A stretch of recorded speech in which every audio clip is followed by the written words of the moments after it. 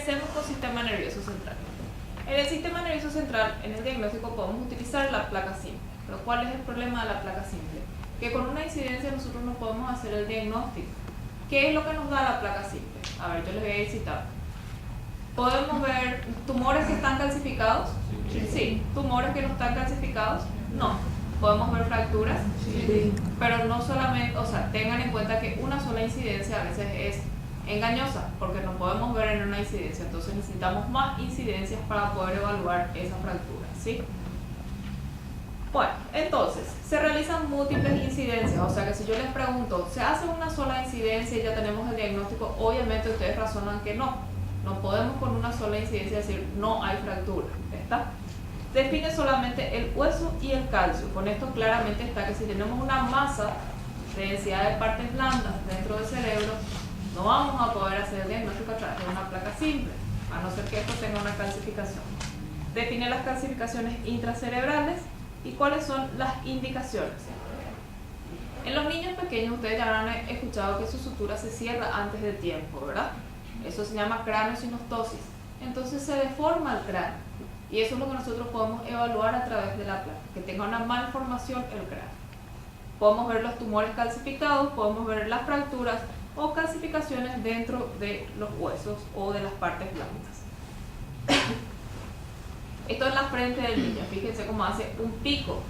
Esto es cuando se cierra la sutura metópica y hace como un piquito acá en la frente, perdón. Es lo que nosotros podemos ver en una craneosinostosis a través de una placa simple.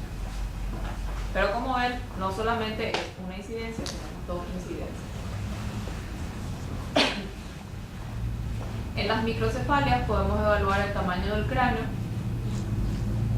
Fíjense cómo esto es todo irregular. Esto va con malformaciones congénitas. El cerebro, lo que es el cráneo, tiene un dismorfismo y tiene estas impresiones sobre las tablas, o sea, sobre la tabla interna del cráneo. Esto que vemos es una línea radiolúcida que corresponde a un trazo de fractura. Paciente con antecedente de trauma y encontramos un trazo de fractura. Acá vemos una fractura con hundimiento, pero se necesita más de una incidencia para el diagnóstico. A ver si tenemos una lateral.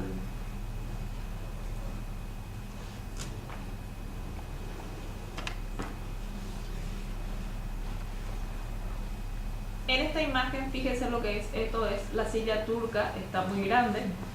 Comparen con esta silla turca. Esto es un reflejo de lo que es un tumor hipofisario. El tumor desgasta la silla turca, agranda la silla turca y nosotros a través de esta imagen podemos evaluar los cambios secundarios sobre el hueso. Esto obviamente es cuerpos extraños, ¿verdad? Si les pongo por ejemplo no se van a equivocar, ¿verdad? Pero ponenlo. No me digan cráneo contrastado ahora, en serio. Sombras metálicas. Ustedes ven como imágenes de densidad metálica. ¿Y qué es lo que estamos viendo acá? ¿Cómo son estas imágenes? En radiografía, ¿de qué hablamos? Imágenes radiolúcidas. Muchas imágenes radiolúcidas son imágenes osteolíticas en el cráneo. Esto se ve generalmente en la histiocytosis o es uno de los cuadros que se puede presentar con imágenes radiolúcidas o osteolíticas. Esto es un cráneo engrosado, fíjense cómo es bien grueso, irregular, densificado. Esto es una enfermedad de Paget. Acá agarramos un poco de partes blandas y ustedes ven cómo hay una imagen de densidad de partes blandas que afecta a parte del hueso. Esto es un meningioma. Por supuesto que en ese caso nosotros nos vamos a decir que ese meningioma destruye toda la tabla del cerebro. Nosotros necesitamos una tomografía en la cual nosotros vamos a ver que el meningioma está insuflando la tabla interna y externa, está rompiendo una de las tablas o solamente se encuentra en la parte externa del encéfalo. ¿Está? Bueno, la angiografía es el estudio de los vasos sanguíneos del sistema nervioso central con relleno por sustancias de contraste. ¿Qué contraste? Sin mirar. Bueno, muy bien, nada de ponerme varios ahora. Sí, obviamente. Bueno, entonces, opacificación de los vasos intracraneales por contraste iodado hidrosoluble permite estudiar distribución, topografía y forma de los vasos. Se puede hacer por punción carotidia directa o podemos hacer una sustracción digital. Esto todo está reemplazado actualmente por las angio-TC o por las angioresonancias, que son métodos menos invasivos y más utilizados. Si hablamos de vasos sanguíneos, ¿cuáles van a ser las indicaciones? Pues esto es algo que se les pregunta y generalmente no saben completar. Si hablamos de un vaso, primero vamos a decir si está bien formado o mal formado. Entonces buscamos malformaciones, buscamos dilataciones aneurismáticas, buscamos fístulas, buscamos vascularización de tumores. Eso es lo que nos va a dar una angiografía. Entonces es fácil. Angiografía, estudio de los vasos sanguíneos. ¿Y qué vamos a estudiar de los vasos? Si están bien formados o si existen malformaciones. Si existen fístulas, si existen aneurismas o cómo están vascularizados los tumores. Entonces, no hace falta que se aprendan de memoria, es cuestión de que entiendan para qué utilizamos ese método. Estudio de vasos y dónde van a estar los vasos y qué es lo que podemos ver. Bueno, entonces, ustedes ven acá la distribución de estos vasos sanguíneos. Bueno, si yo les pongo esta imagen, ustedes van a saber que es una angiografía. ¿Por qué? Porque se dibujan los vasos sanguíneos. Ven, estos vasos sanguíneos son normales y acá hay como un remolino de vasos. Ven, hay muchos vasos encimados. Esto es una malformación arteriovenosa donde hay una comunicación entre la arteria y la vena y esa comunicación es la que se dilata y hace todo ese remolino de vasos. Es lo que nos permite estudiar entonces malformaciones vasculares. Se distingue la malformación vascular, chicos, ¿verdad? Sí. Es todo esto. Ustedes ven como acá están bien separados los vasos y acá comienzan a juntarse y es la representación de una malformación. Bueno, acá fíjense, esto es el vaso sanguíneo y que tenemos acá una dilatación, esto es un aneurisma. Nuevamente, angiografía y ¿qué es lo que vemos? Un aneurisma. Fíjense cómo terminan bien los vasos sanguíneos, terminan bien y ¿qué es lo que pasa acá?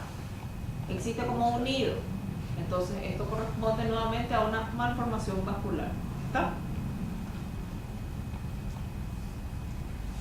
Otro tipo de malformaciones. Neumoventriculografía ya no se utiliza, utilizábamos aire a través de los ventrículos, esto ya está fuera de uso, así que pasemos. Ecografía, esto es un método que ya tenemos bien sabido. ¿Cuándo vamos a utilizar ecografía? ¿En qué pacientes, chicos? En niños. ¿Por qué vamos a utilizar en los niños?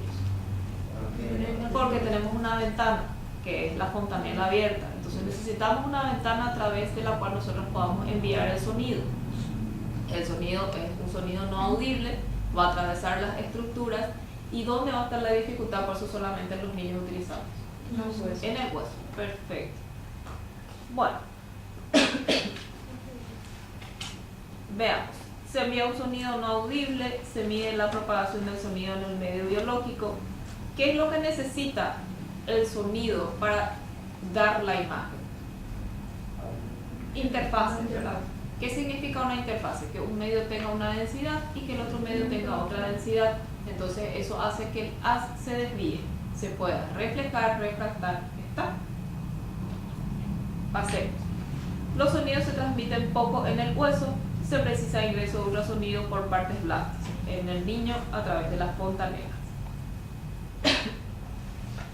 Teníamos los transductores, generalmente el transductor transfontanelar es un transductor sectorial que colocamos en la fontanela del niño y da una imagen en abanico, a través de la cual nosotros podemos estudiar el sistema nervioso. Esta es la imagen en abanico. Acá colocamos el transductor y miramos, hacemos diferentes cortes. ¿Cuáles son las indicaciones? Malformaciones. Si los niños ya tienen un antecedente prenatal, se hace un control al nacer de esa malformación. Si el niño nace con labio paladar hendido, significa que hay una alteración en la línea media. Todo lo que esté en la línea media puede tener alguna alteración en su morfología o en su formación. O sea, labio paladar hendido puede ser que no tenga cuerpo calloso, puede ser que tenga una holoprosencefalia. Todo eso nosotros podemos ver a través de la ecografía transfontanelar. Los tumores también son bien visualizados por la ecografía, los hematomas y las colecciones. estuvieron ya en alguna terapia neonatal? No. Generalmente en la terapia de los recién nacidos, en los de pretérmino, se hacen controles del sangrado del recién nacido. En el surco caudado talámico, donde nosotros buscamos las hemorragias, porque son todos pretérminos y no tienen una formación de vasos completa. Entonces, cualquier cambio de presión en el niño hace que ese lugar sangre. Entonces, es indicación de ecografía. Cualquier descompensación se piensa en un sangrado y se hacen ecografías transfontanelares buscando sangrados. Lo mismo en aquellos recién nacidos que nacen deprimidos, que hacen hipoxia. También buscamos encefalopatías hipóxicos isquémicas a través de la ecografía. O en los que tienen una infección y buscamos colecciones, buscamos abscesos, colecciones subdurales, también podemos utilizar la ecografía. Entonces, indicaciones hay muchas y es fácil de las que, piensen en la clínica del recién nacido y van a tener la respuesta de las indicaciones. Entonces, podemos utilizar también el Doppler para ver malformaciones vasculares y en las personas mayores la formación de ateroma. Bueno, esto es una ecografía del cerebro, chicos. Acá están los ventrículos y todo lo que es la parte de adelante y la parte de atrás. Estos son los núcleos caudados. ¿Qué diferencia hay entre este ventrículo y este ventrículo que estamos viendo acá? Está aumentado el tamaño. ¿Cómo se ve el líquido en la ecografía? Negro. Entonces, ¿a qué corresponden estos? Líquido cefalorraquídeo. Son las cavidades ventriculares dilatadas. ¿Está? Tenemos los ventrículos laterales, que son estos, el tercer ventrículo y el cuarto ventrículo. Esto es una hidrocefalia. Esta es una imagen que frecuentemente se les coloca y que tienen que hacer el razonamiento nomás. Ustedes ven, está en el sistema nervioso, esto es una ecografía transfontanelar. Si hay líquido ahí, esto es una hidrocefalia. ¿Está? Se distingue la diferencia entre los ventrículos. Acá el ventrículo es pequeñito y acá el ventrículo está bastante aumentado de tamaño. Podemos ver colecciones fuera del cerebro, como vemos acá, por fuera del cerebro. Podemos ver abscesos, que es esta masa que está acá, y este ventrículo muy dilatado con bordes ecogénicos y partículas suspendidas en su interior que corresponde a una pioventriculitis. Acá, más del hematoma, la sangre se ve blanca en ecografía. En el primer estadio, sangre aguda, se ve blanca. Entonces, esto corresponde a un hematoma en el surco caudado talámico. Acá, colecciones interhemisféricas y engrosamiento de los surcos. Tener en cuenta que la ecografía sirve para hacer el diagnóstico intraútero. O sea, las malformaciones ya pueden ser vistas dentro del útero. Acá nosotros estamos viendo la cabeza del recién nacido, o sea, la cabeza del todavía no nació, y lo que es parte del encéfalo hacia afuera. ¿Está? Las malformaciones vasculares pueden ser vistas a través del Doppler. Nosotros acá tenemos el vaso sanguíneo y en comunicación a ella una imagen saccular. Esto es una malformación vascular. Bueno, tomografía. Quedamos bien en ecografía, entonces está claro cuáles son las indicaciones de la ecografía. Piensen que la ecografía generalmente se hace en el niño, en el adulto utilizamos para ver la parte de carótida. O también se puede utilizar en el adulto que tenga una ventana, una craniostomía, pero la indicación más frecuente es en el recién nacido. Bueno, tomografía, sinónimos. Todos los sinónimos que ustedes conocen. El método, esto ya habíamos visto en la primera parte que ustedes hicieron de radio. El haz de radio fino, transversal, axial. O sea que yo les digo, ¿el corte se hace en sagital? No, es axial, siempre. Tenemos el tubo y los detectores giran alrededor del paciente y se realizan reconstrucciones por computadora y se informan. ¿Qué se informan? ¿Intensidades? No. ¿En qué se informa intensidad? En resonancia. ¿En qué se informa ecogenicidad? Ecografía. ¿En qué se informa densidad? En tomografía o en placas simples. Entonces, hablamos de imágenes más densas o menos densas cuando hablamos de tomografía. Acá teníamos la representación de lo que es el giro del tubo alrededor del paciente con los detectores y la formación de la imagen. Bueno, teníamos entonces un giro continuo del tubo y los detectores, desplazamiento continuo de la mesa, fenómeno de espiral, permite estudios más rápidos, permite reconstrucción. El valor de las multicortes, mayor velocidad, cortes más finos, mayor resolución y reconstrucciones 3D. Es lo que nos facilita los métodos actuales. Indicaciones. Son las mismas. Las indicaciones son las mismas, solamente que con la tomografía tenemos mayor definición. Podemos ver malformaciones congénitas, cambios en las estructuras óseas. Eso es difícil a través de la ultrasonografía.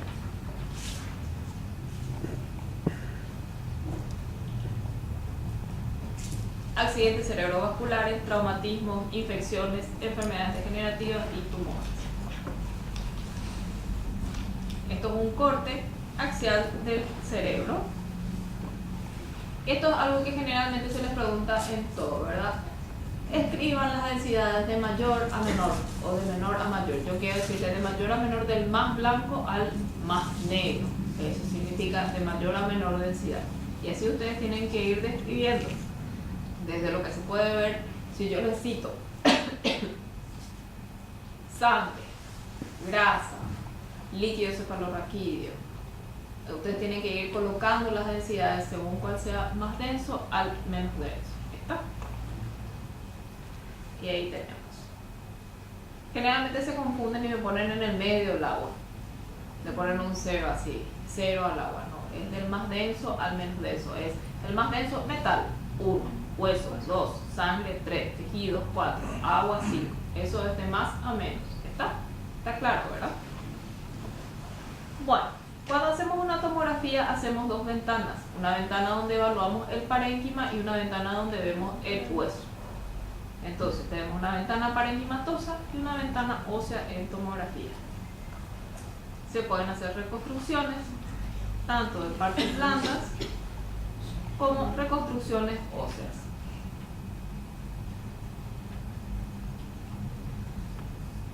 Bueno, la tomografía nos sirve para evaluar no solamente el trazo de fractura, sino también la afectación del órgano dentro del encéfalo y de las partes blandas que rodean a esa fractura.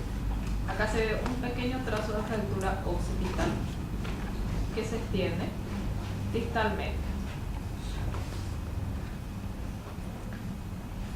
Visto por reconstrucción, vemos señalado por la flecha.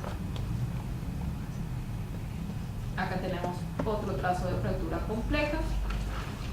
Ven como este fragmento se desplazó internamente. Acá está el borde, acá está el borde. Es una fractura que tiene un hundimiento.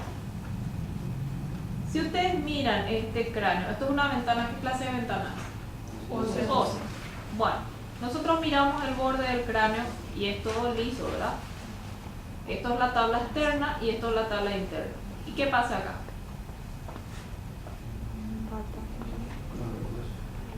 Hay unas imágenes osteolíticas en la tabla externa. Esto puede ser metástasis, ¿está bien? Se distingue, ¿verdad? ¿Entienden la imagen? Ven como acá hay como una comidita del hueso. Nosotros tenemos una imagen de densidad de partes blandas, o sea, una ventana parenquimatosa y una ventana ósea. En esta ventana parenquimatosa nosotros podemos confundirnos. Entonces pasamos a la ventana ósea y vemos cómo se diferencia bien el tumor óseo partiendo de la tabla interna de la calosa. Tenemos más tumores óseos. Fíjense cómo esta imagen expansiva es diferente de este lado. Podemos tener calcificaciones que van a dar imágenes blancas, calcificaciones de colecciones subdurales crónicas,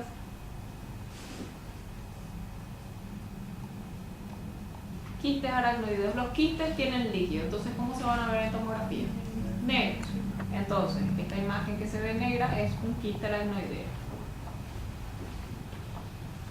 El septum pelúcido son dos hojas que generalmente están pegaditas y tienen muy poco líquido adentro. Pero de repente tienen mayor cantidad de líquido y se separan formando el caum del septum pelúcido y el caum del septum vergare. Bueno, ¿qué es lo que nosotros tenemos acá? ¿Cómo están los ventrículos? Estos son los ventrículos laterales, este es el tercer ventrículo y este es el cuarto ventrículo. ¿Cuál es el ventrículo que está más aumentado? El cuarto. Esto es un cuarto ventrículo atrapado.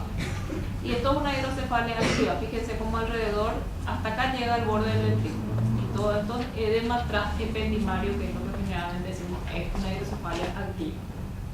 ¿Se distingue, chicos? Bueno.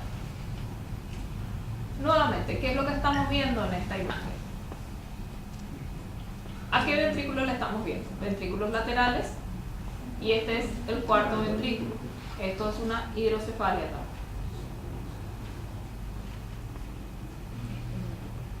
Bueno, miremos esta imagen. A ver si se ve también lo que veo.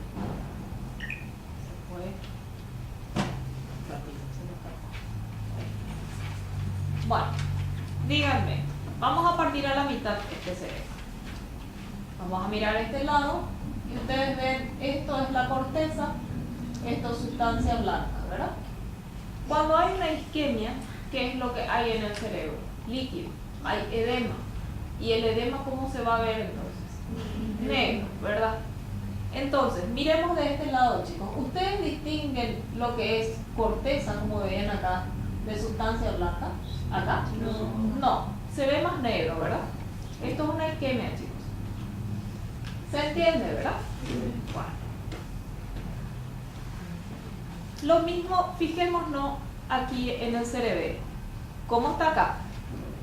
Blanquito, ¿verdad? ¿Y qué es lo que ven acá? Más oscuro. Esto es una isquemia a nivel del cerebelo. Se distingue, ¿verdad? Veamos más de cerca. Es lo mismo. Acá tenemos un área más negra. No hay esta diferencia. Acá hay corteza, acá hay sustancia blanca, acá eso no se diferencia. Esto es una isquemia a nivel del cerebelo. Bueno, las isquemias, como las hemorragias, evolucionan. ¿Y qué pasa con la cavidad? O sea, ¿qué pasa con la zona que infartó o la zona que tuvo una hemorragia? Se licua y se queda una cavidad. Entonces, esa cavidad, ¿qué va a tener como reemplazo? Líquido. Entonces, ¿cómo se va a ver? Se va a ver como el líquido cefalorraquídeo, que es lo que estamos viendo acá. Fíjense, esto tiene el mismo color que esto, que es el líquido cefalorraquídeo. Esto es una porosis residual. Esto también, fíjense cómo tiene el mismo color que el líquido cefalorraquídeo. Cuando hay una hemorragia, la sangre activa en el momento del sangrado es blanca. Y alrededor del sangrado va a haber un poco de edema. Entonces, ¿qué color va a ser alrededor del sangrado? Negro. Muy bien. Entonces, esto va a ser el sangrado y esto va a corresponder al edema rodeando al sangrado. Esto es una hemorragia aguda. Entonces, ¿qué tenemos acá? Esto es la hemorragia, y lo que le rodea a la hemorragia es edema. ¿Se entiende? Entonces, ya distinguen lo que es una isquemia de lo que es una hemorragia. ¿Estamos de acuerdo? Esto es la evolución de una hemorragia. Teníamos en el estadio agudo el sangrado con un poco de edema alrededor. A los 28 días eso ya se va reabsorbiendo la sangre y posteriormente a los 12 meses ya queda una cavidad, y la cavidad, ¿qué es lo que va a tener? Líquido cefalorraquídeo, que es la porosis residual. Esa es la evolución. Esto es una hemorragia subaracnoidea. Fíjense, chicos, estos son los surcos corticales y la hemorragia subaracnoidea sigue la disposición de los surcos, o sea, es serpinginosa. Bueno, entonces todo lo que veamos blanco va a ser generalmente un sangrado. Hay que ver con la clínica, ¿verdad? Acá tenemos otro poco de hemorragia. ¿Y qué es lo que están viendo acá a nivel del ventrículo? Sangre. Esto es líquido cefalorraquídeo, esto es sangre. Esto es líquido cefalorraquídeo, esto es sangre. ¿Qué pasó acá dentro de este ventrículo? Se inundó de sangre. Acá tenemos el sangrado. Generalmente cuando el sangrado ocurre en los ganglios de la base, esto se vacía hacia el ventrículo, que es lo que pasó en este paciente. Tenemos una hemorragia a nivel del tálamo y los ventrículos inundados de sangre. Entonces, No nos vamos a confundir ya entre isquemia y sangrado, ¿sí? Estos son los diferentes hematomas que podemos tener. Podemos tener un hematoma subdural y podemos tener un hematoma extradural que es lenticular. Fíjense.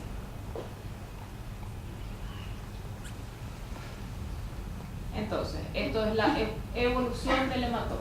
Todo lo que tenga sangre va evolucionando. En el momento agudo va a ser blanco, posteriormente se va a ir degradando la hemoglobina hasta formar líquido cefalorraquídeo en ese lugar. Acá tenemos una colección subdural crónica, más colecciones crónicas. Fíjense cómo la aplasta acá, le empuja al cerebro. Se distingue, ¿verdad, chicos? Fíjense, chicos, cómo están acá estos son los surcos. Fíjense. Estos son surcos que no tienen nada que les aplaste. ¿Y cómo están los surcos acá? Están todos juntitos, todos pegaditos. Significa que alguien le está empujando. ¿Se distingue eso, verdad? Bueno, muy bien.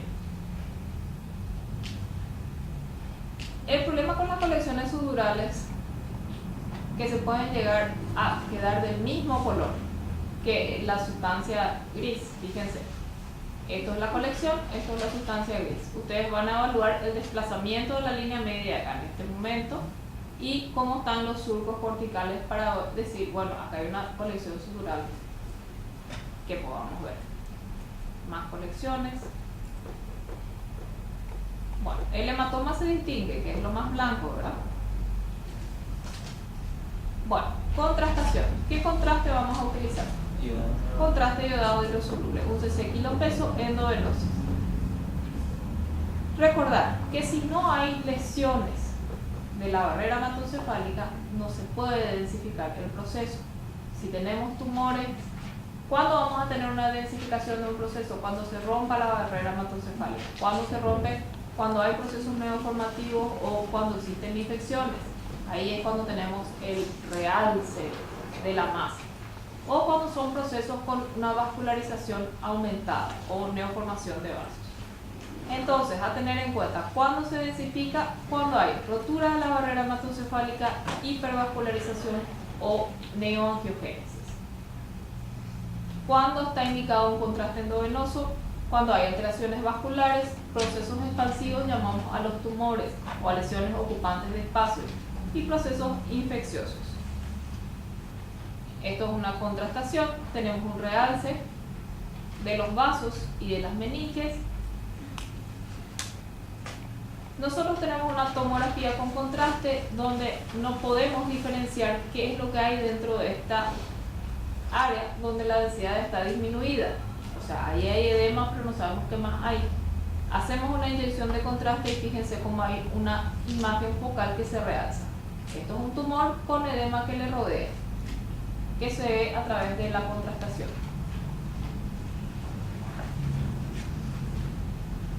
A este nivel, lo único que nosotros podemos ver es qué pasa con este ventrículo acá, porque está desplazado. Nosotros inyectamos en medio de contraste y vemos que hay una lesión tumoral a ese nivel.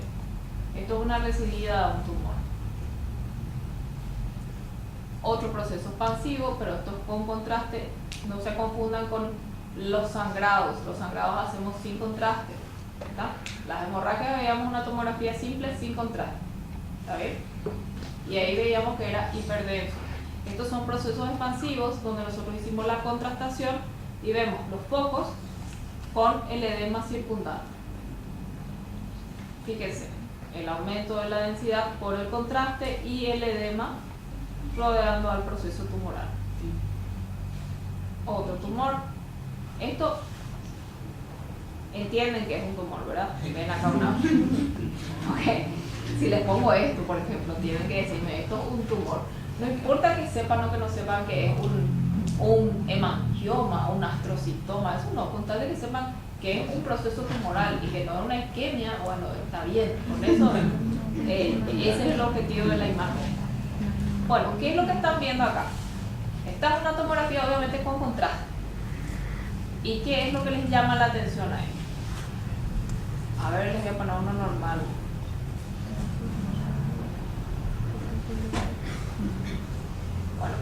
pan se ve así, fíjense, ventrículos, cuerpo calloso. Fíjense bien esta zona. Y ahora vamos a ver el que estábamos mirando. ¿Qué es lo que ven ahí? Ven como acá hay toda esta masa que está pasando la línea media a través del cuerpo calloso. Esto es un proceso expansivo. Se distingue dónde está el proceso expansivo, ¿verdad? Bueno, estas son múltiples imágenes nodulares dentro del encéfalo que en el contexto del paciente